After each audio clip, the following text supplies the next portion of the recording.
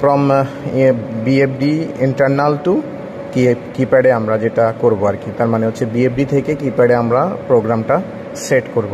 আর নিচে যেটা আছে সেটা হচ্ছে রিস্টোর ফ্রম দ্য কিপ্যাড, মানে কিপ্যাড থেকে আপনি রিস্টোর করবেন কোথায়, বিএফডির ইন্টারনাল যেই মেমোরি আছে সেখানে আপনি সিপিইউতে এটা প্রোগ্রামটা আপনার প্যারামিটারগুলো সেট করবেন। তো প্যারামিটার কিভাবে আপনার রিস্টোর করতে হয় বিএফডি থেকে কিপ্যাডে, আবার কিপ্যাড থেকে কিভাবে দিতে হয় আপনার বিএফডিতে, তো সেটা আমরা দেখব। তো আমরা এখানে কি করব, সেভ টু কিপ্যাড। তো এখন আমরা সেভ টু কিপ্যাডে ক্লিক করব।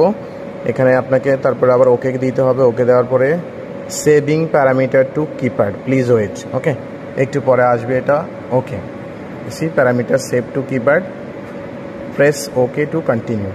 ওকে, এখন এটা আবার আমরা যখন অন্য একটা বিএফডিতে, যেমন আমি এটা খুলবো এখান থেকে, এটা খোলা যায় এখান থেকে, আমি এটা